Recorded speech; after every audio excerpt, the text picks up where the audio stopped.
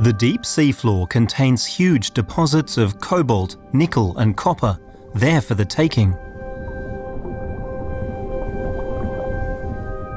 These metals are essential not only for the production of smartphones, laptops and fighter planes, they're also used in electric vehicles, solar panels and wind turbines, which means they're playing a crucial role in the sustainable energy transition.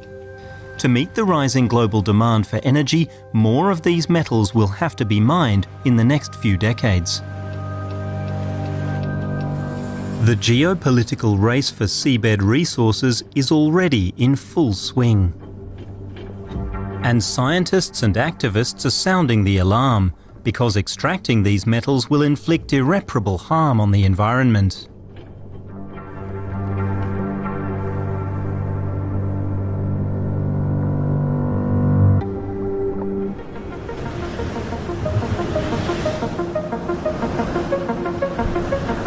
Thanks to its offshore oil and gas fields, Norway is one of the world's richest nations.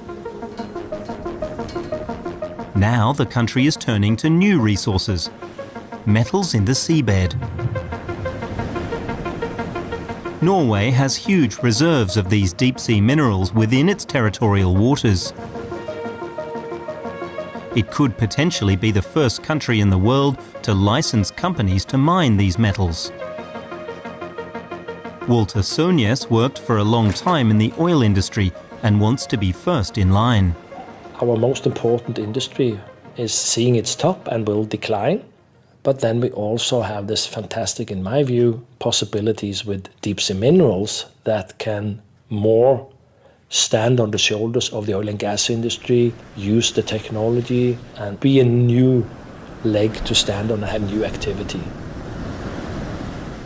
Many of the exploration technologies that we have, AUVs for instance, autonomous underwater vehicles, which are unmanned mini submarines that can map the ocean bottom and even below the ocean bottom, used in the oil and gas industry, perfect for the deep sea mining. In many phases it's between, I would say, between 50 and 90% overlap of the oil and gas industry.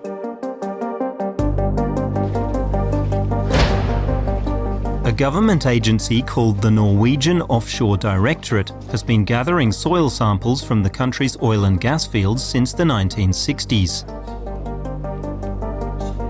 The authority has recently started to collect something else, deep-sea minerals, storing samples in this warehouse. In the Norwegian water, we have so far found two different seabed minerals, being the sulfides, which we'll look at now, and also the manganese crust. So for the sulfide, they are actually made in a process where you have volcanic activity. The water is heated up and it will then move up and bring with it several different heavy minerals, which then make these sulfide structures.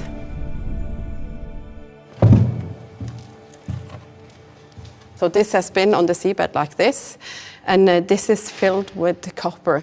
On terrestrial mines, the enrichment of copper is going down to 1%, and here significantly higher than terrestrial mines. So that's the attractiveness with this. Yeah. So we have actually analyzed a bulk sample, meaning like one full sample like this, with the average copper content was 29.5%, which if you compare to 1%, it's really enriched in copper. If you talk about copper, one example is of course the electric cars. And if you think about the windmills, onshore, offshore, they are wired with copper. And if you think transport of electricity, it's copper in there. Think about the batteries, storage batteries, and transporting electricity. Copper is the main thing.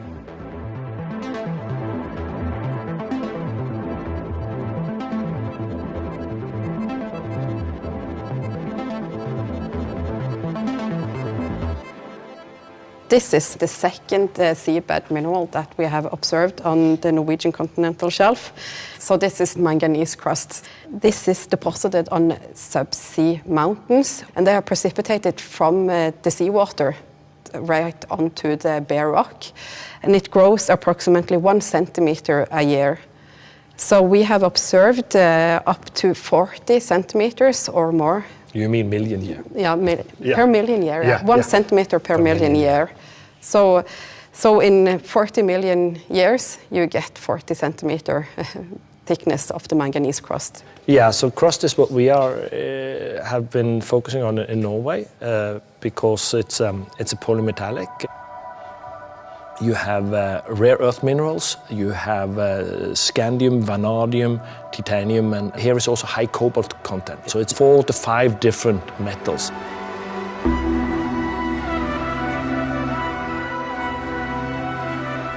Here we are developing small robots. Think about, if you look about a swimming pool or somewhere, if you have this robot cleaning the swimming pool, it goes up on the side. We will also have small robot scrape off the crust, and it will suck up to the vessel.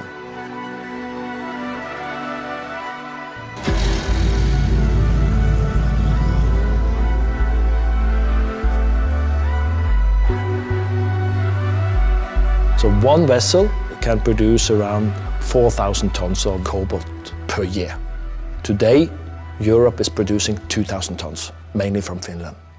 So you see, just with one vessel, we can more than double, we can triple the European production of cobalt. And how many vessels we can have in Norway? We have a lot of mountains, not only on land, but also on sea. And so we could have 10, 15 vessels at least. And when do you expect to be in production? We think we can deliver a PDO, or a field investment decision, in 31. And then we think it's production in 33. So it takes a long time. Well, it takes a lot of time to take a terrestrial mine. In the US, it takes 25 years from discovery to, so this is actually quite fast. So that's the dilemma with the green transition. People want it now, but say with copper, going from 25 to 30 million tons per year, it's going to take years. This is not the switch you can turn on.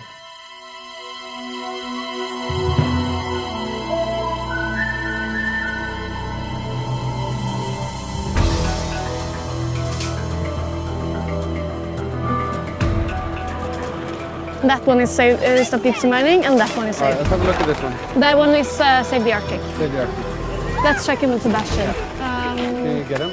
Sorry, Sebastian? So I would just go with hold that one. Yeah. And then we can just rotate out the other banners.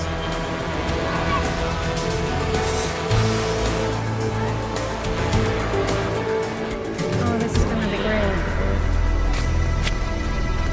Unnskyld? Bare for vi har en drone. One of the big issues is the lack of knowledge about the area where Norway wants to start deep sea mining. The scientists have been unified in their response that we know way too little to start opening for deep sea mining as of now, with the consequences for both the deep sea but then also the full water column. We need foundational science to know exactly what lives in the area targeted by mining. It is also what we believe that the Norwegian government should have done before opening an area for this destructive industry. What we do know is that the deep sea is a very vulnerable ecosystem. Several of the organisms that live there, they live very long lives, they develop slowly, they reproduce slowly, and they have little access to nutrition and light. All of this makes them very vulnerable for human impacts. So indications from scientists show that some mining operations could have extremely long-lasting environmental consequences. So we risk destroying nature for all of humanity. With the fight for the deep ocean, we have the chance of stopping a destructive industry before it starts. We are in the middle of a climate crisis and we need functioning ecosystems. And for me, when my government that have been trying to push to better preserve the planet we live on, when they decided to become one of the first countries in the world to push this industry, it was devastating to me because it seems like the Norwegian politicians are stuck in this exploitative mindset.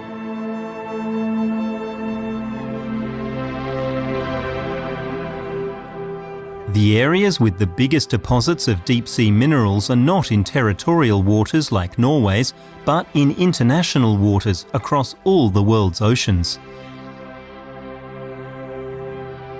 The most attractive area is what's known as the Clarion-Clipperton Zone, an area the size of the European Union in the Pacific Ocean. There, on the seafloor, at a depth of 4 to 6 kilometres, are what's known as manganese nodules. These nodules contain the largest reserves of nickel, cobalt and manganese in the world, larger than all onshore reserves combined. To build a green future, in the next couple of decades, the world will need to mine more metal than we have mined in our entire history. The Metals Company is the absolute frontrunner in the commercial exploitation of manganese nodules in the Clarion-Clipperton Zone. In 2021, this Canadian company went public, enabling it to raise hundreds of millions of euros for research, exploration and the development of mining technology. The future is metallic.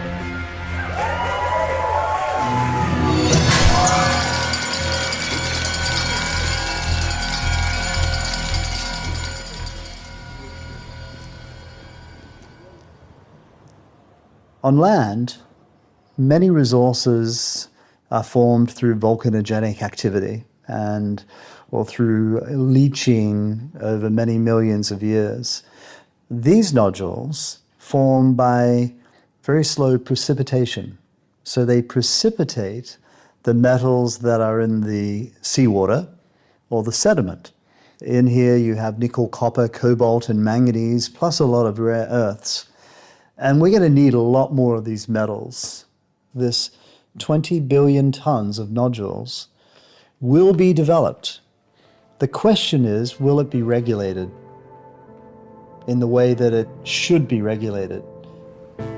The rules for deep-sea mining in international waters are set by a relatively unknown but very important organisation based in Jamaica, the International Seabed Authority, or ISA. The ISA was founded by the United Nations based on the 1982 Convention on the Law of the Sea. I therefore declare the convention package adopted. Until now, the ISA, which is made up of 170 members including the EU, has granted 31 permits for research purposes. No actual mining has been allowed, yet. There are still great concerns over the fair distribution of the resulting wealth and the impact on the maritime environment. To ensure these concerns are heard, ISA meetings are attended by environmental organisations such as Greenpeace and the Deep Sea Conservation Coalition. Up until recently, it was mostly governments getting licenses for their national research agencies or national maritime agencies. But beginning in the 2010s, a number of private companies started applying for exploration licenses with a view to actually doing the mining. And the only way a private company can actually get a license for exploration, which is a precursor to exploitation, actual mining itself, is to find a country that's a member of the International Seabed Authority to sponsor its application. These are the so-called sponsoring states. Developing countries were given reserve areas, which are known nodule-rich areas, to allow them to compete with developed countries. But that's proved to be something of a loophole because what's happened now, particularly since the early 2010s, is that a number of Western-based companies have gone through developing countries to gain access to these reserve areas. We have an area sponsored by Nauru, an area sponsored by Tonga, and then we have the rights over an area that Kiribati hold. You know, I've spent a lot of time with Pacific Island leaders because clearly we're sponsored by Pacific Island countries and said, look, there's an economic opportunity here that would be very beneficial for your country. You don't have to invest any money. We'll invest all of the money. So you have, for example, the case of the Metals Company, technically headquartered in Canada, but did not ask the Canadian government to sponsor it for a license. It went to Nauru. And it did that because it knew it would save a lot of money on trying to find these nodules, that the sponsoring state was not likely to exercise strong control over the metals company because it's a small country, a country of 10,000 people. A little bit of money would go much further in terms of convincing Nauru, for example, again because of its population, to sponsor the metals company than a country like Canada. I think the International Seabed Authority is at a bit of a crossroads right now, because there's a lot of pressure on by some countries, such as Norway, to some extent China, Nauru certainly, and some of the other South Pacific island nations, Cook Islands in particular, to wrap up the negotiations on the exploitation regulations, adopt them, the so-called mining code, and be open for business. Let's go mining. Well, when the member states meet in March and then again in July, I'm confident that they can get it done in 2025. We hope in 2026 we'll have a license to move into commercial production. When would you like to start? As soon as possible after that.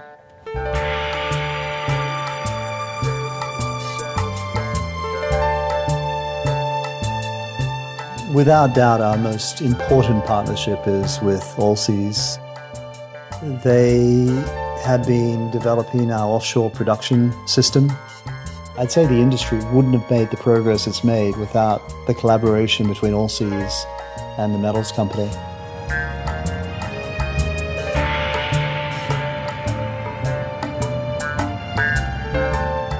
Two years ago, Peter Hayramar followed in the footsteps of his father Edward, who founded the offshore company Allseas in 1985.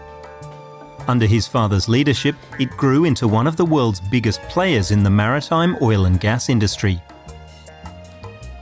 Recently, the company expanded its activities to the deep sea by building the world's first operational deep-sea mining ship, the Hidden Gem. Allseas is een bedrijf wat zwaar constructiewerk doet op zee. Allseas is a company that does heavy construction work at sea. Traditionally, it has been for oil and gas.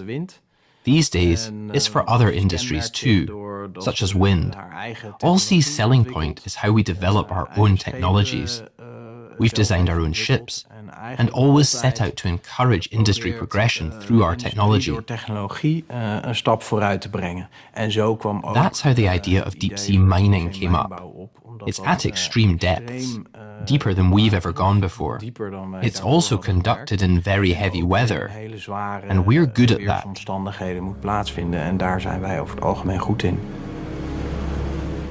In 2022, in collaboration with the metals company and with its ship, Hidden Gem, Allseas conducted a field test in the Clarion-Clipperton zone. That made them the first company since the 1970s to mine manganese nodules on a large scale. The test was part of the exploration permit granted to Nauru by the International Seabed Authority. As regulations have not yet been finalised, the ship has not been in action since. For now, plans for deep-sea mining have been shelved. Where's the ship now? In South Korea.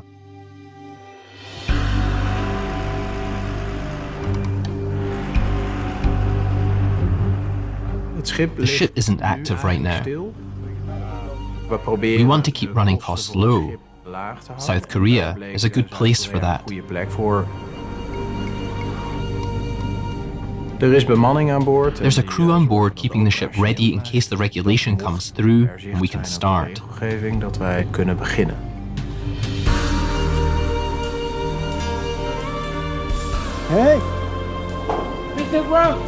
How you doing, man?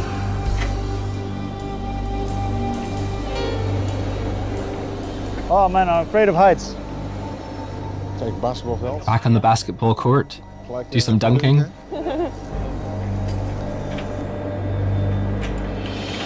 Hey. Thanks. How are you doing? Thank you. That's her. Hi. Hey, Marjolein. Long time no see. How are you? Yeah, long time no see. Yeah, good. Hi.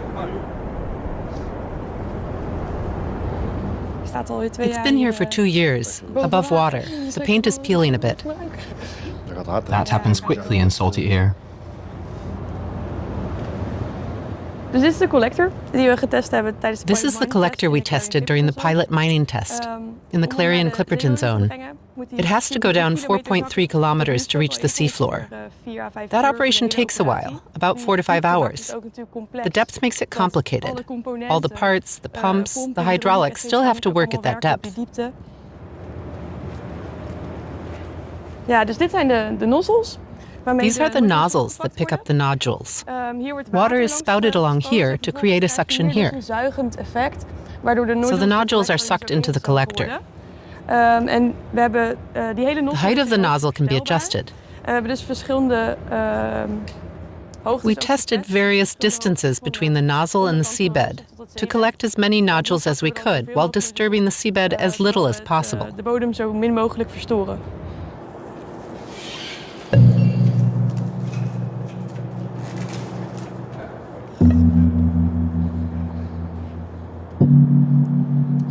So here we are.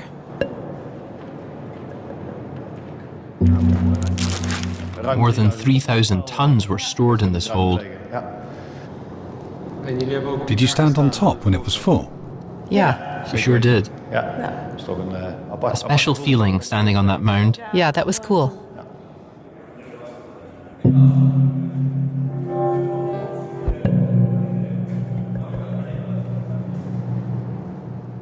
From a distance, it doesn't look like meters, but it is.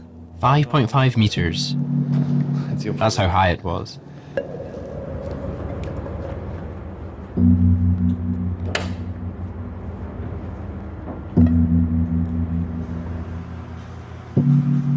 We zitten in de controlekamer van de collector. This is the collector's control room.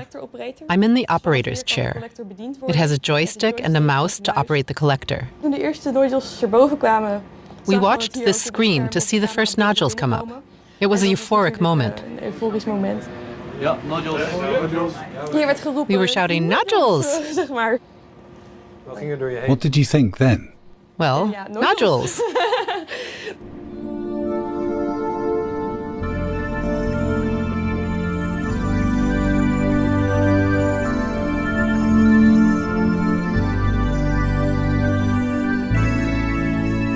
When you look over these polymetallic nodule fields, at the first glance, to be honest, they seem a bit boring.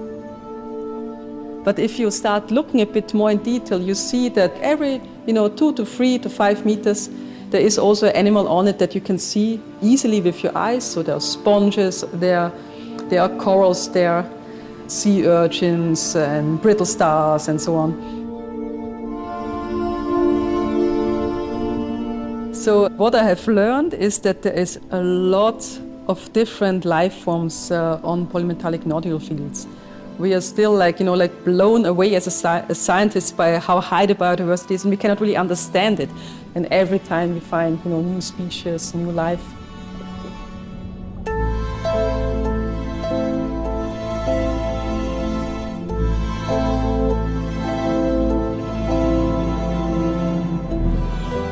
Sabine Gollner is a deep-sea biologist at the Royal Netherlands Institute for Sea Research, NIOZ.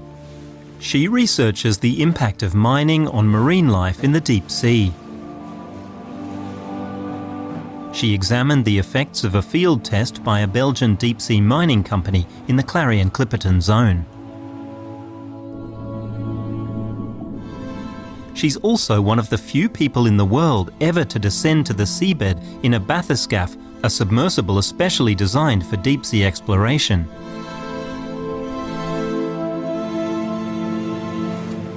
So here you can see some of the sponges that we collected during our last expeditions. Here you can still see where it was attached to the nodule. So you have to imagine this, you can also see the imprint here, this was attached here to this nodule. So you can see very nicely that sponges like this stalked sponge, they need the nodule as a habitat to live on. And these sponges are not found in sediments or also not found on any other hard substrate. They are really dependent on those nodules to be able to live. And what's the function of such a sponge? So a sponge is a filter feeder, so it filters water. It plays an important role in the food web. And is also a connector in the food web, so also all other kinds of organisms are dependent on it. And if you start removing components, the food web is falling apart. For example, octopus, like the Casper octopus, the famous one, it lays, for example, its eggs on these sponge stalks.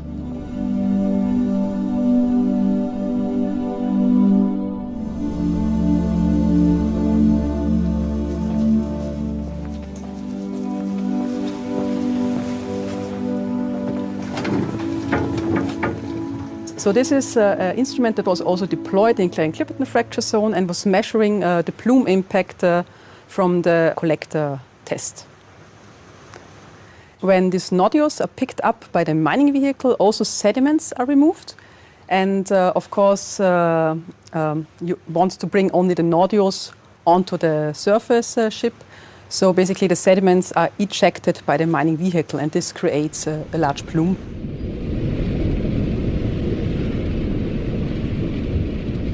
It is very likely that these plumes will also impact life in the deep sea.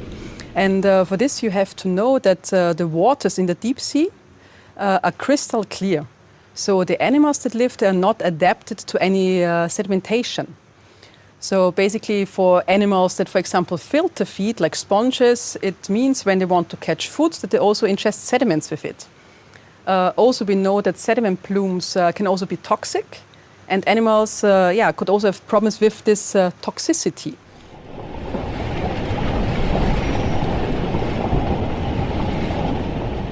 Hier komt het sediment met water in een soort van pluim. The sediment and water come out as a kind of plume. Is helemaal geoptimaliseerd. We optimize the shape of the diffuser to keep the plume as low as possible. Zo snel mogelijk weer neerslaat. It settles back down as fast as it can. The first test results were good. They showed that 95% of the sediment settles down within a few days and in a 500-meter radius. So that's a good first result. Dus dat is een heel goed eerste resultaat. So how much, if full-scale mining, how big will the plume be? This is something we don't know yet. And it's very also, and the models that they have currently, they also cannot upscale it yet. So also if you ask the contractors if they can already upscale the plume models to a full-scale mining operation, it's not possible yet because the data are missing.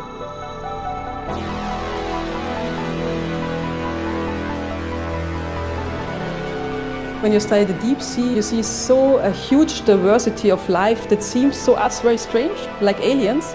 But actually it's not them they are the aliens, it's us that are the aliens in the deep sea.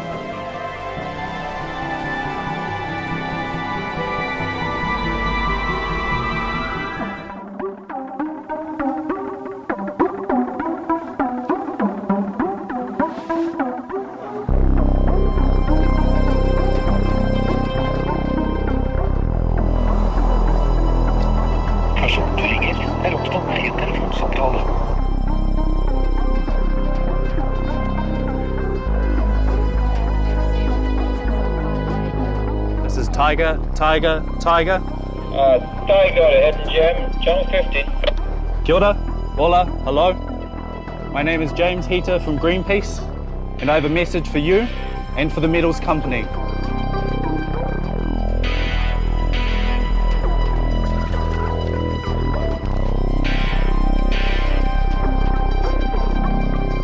For too long, Indigenous peoples have been pushed aside in the name of neo-colonial extractive industries. Deep sea mining is yet another example of colonial forces exploiting Pacific land and seas.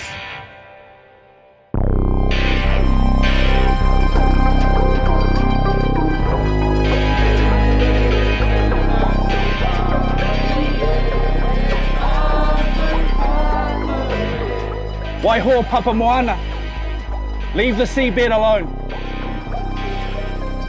Tiger, this is Hitja. Your message is received. You have indigenous groups throughout the Pacific and elsewhere in the world vocally calling for a moratorium on deep seabed mining. 32 countries have come out calling for a moratorium or a precautionary pause on deep seabed mining.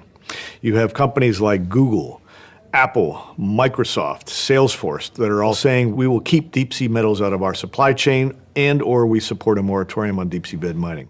Let me see. Greenpeace. What about companies like Google, Volvo, Samsung that have said they won't have deep sea mine materials in their products? No, that's not what they said. Oh, really? Yeah, they said we will not have it until regulations are in place and we can prove that it's been done in an acceptable manner. But don't you think about the environmental aspect? They make it look like I'm not telling the truth. You see here, this is kind of where I say, because they clip with the music and they clip it in and you have no control over it. So that's why we don't interface with them. Germany is probably the European country most active in deep sea minerals. They are. And they are for a moratorium.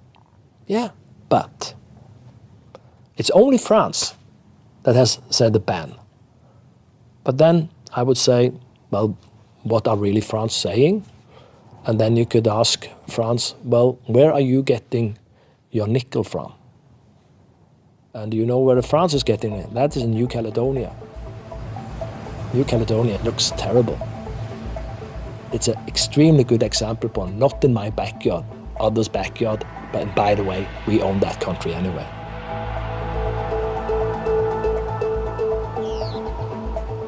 The reality is that mining is a pretty dirty business, and it all happens away from where you can see it. And of course, what has happened is that we've outsourced the mining to the developing world.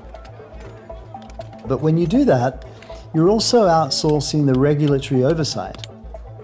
And so the regulations that govern a lot of that mining wouldn't stand a chance of being approved in the developed world. Indonesia is a classic case. They have an abundance of what we refer to as rainforest nickel or nickel laterite. It's around the tropical rainforest that these laterites form. Now the problem with them is that to get access to them you have to remove the rainforest. And you have to remove the people living in the rainforest, often indigenous communities.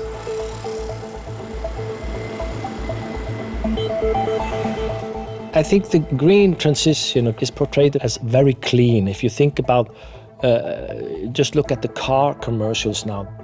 My dad taught me to respect nature, to love it. And now I want to protect it. For my son and the next generation. It's almost like you're doing nature a service about driving your car because you're not polluting anything. And that's the image, but there is a further step down in the value chain that people need to be aware of. You need to mine these things. Greenpeace were saying this is just going to add to the mines. It's just going to be an extra industry.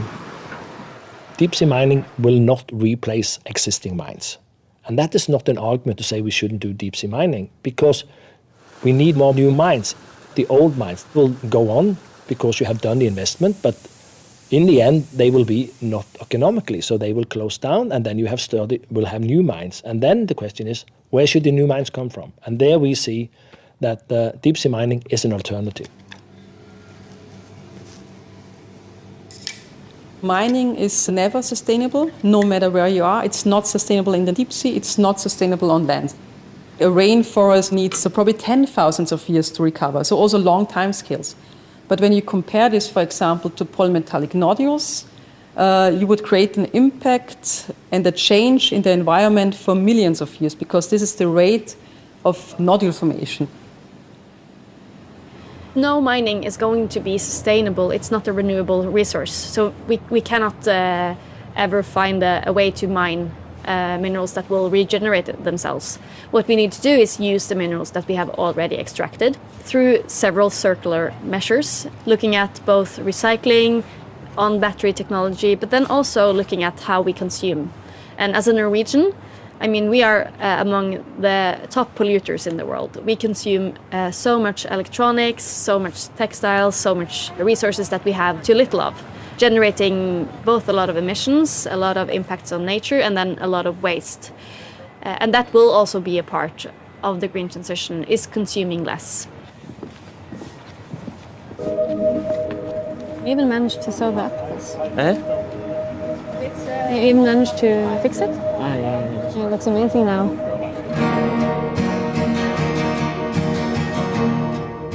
Since the 2022 field test, it's been quiet on Hidden Gem. The few crew members on board wait patiently for regulations to be finalised. In the meantime, they maintain the ship and keep themselves busy. If countries sit around dragging this process out, then you might find some nations just get on with it.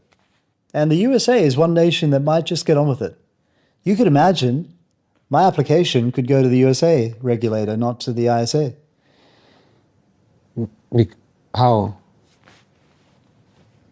Just because if the US wants to go there and start mining, they can do it? Providing they have the right partners. So what power does the ISA have then? Doesn't have any. Against the USA, because the USA are not a member. And do you know if the USA has any plans to do such things? Well, I know they've got a president in place who has a America First policy. So I'd be very surprised if it's not on someone's mind. I mean, he's just appointed a Secretary of State who is not a fan of the United Nations. Rubio is not a fan of the United Nations. He's a big fan of polymetallic nodules.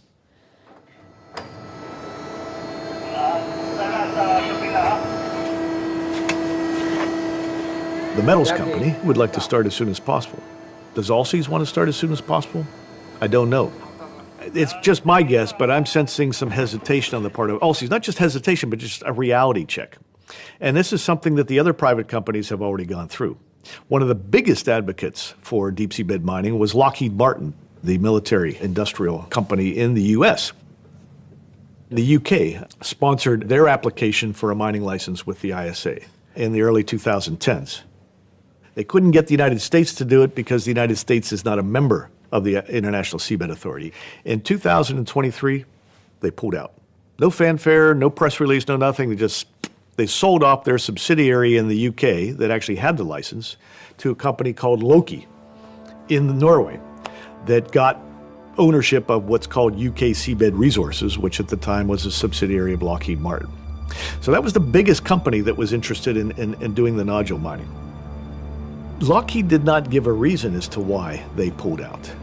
But I think probably the reason was they didn't see the ISA adopting regulations anytime soon.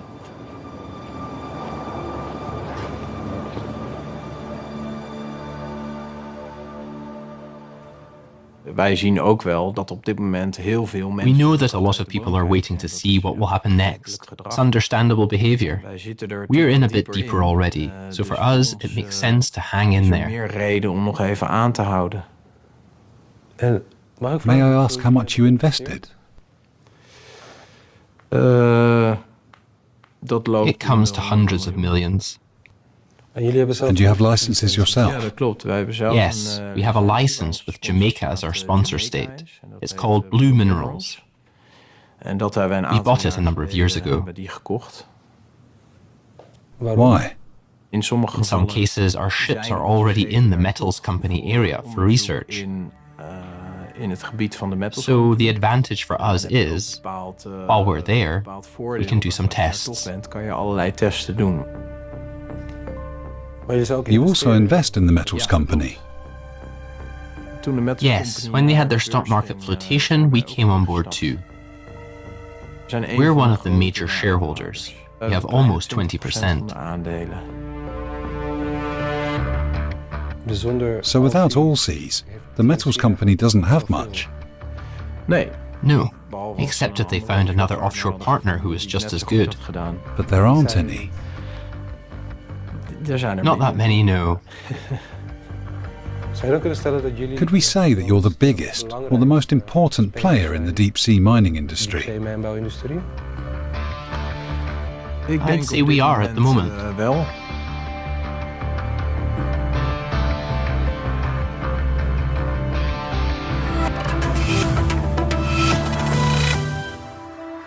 Vi har stoppa We've stopped all plans for mining minerals in the seabed. There will be no new permits. We will not announce new application rounds. This does not mean the battle for the deep sea is over. So, Walter, what happened? The Labour Party come to a national budget agreement with the Social Left Party, where they agreed as a part of the agreement of the whole budget to postpone the first licensing round. It is symptomatic of the green transition. This is not only about deep sea mining or getting more critical minerals, it's also look at the battery factories that are falling apart in Europe. Look at the offshore wind that is not going as fast ahead as we like. So it's just showing how difficult it is for Europe or democracy to kind of work against other countries like China that are not do not have these democratic processes and could just go speed ahead. Enerzijds wil Europa en ook de VS strategisch. Europe and the US want strategic independence for these metals, but Europe has less clout than other powers, like China, when it comes to processing these metals. Does that mean that the metals you'll be mining will end up in Chinese cars? I think that's certain. Because even today, China produces huge amounts of electric vehicles. So that's the challenge for Europe. You can't wait forever and then find out the Chinese beat us to it.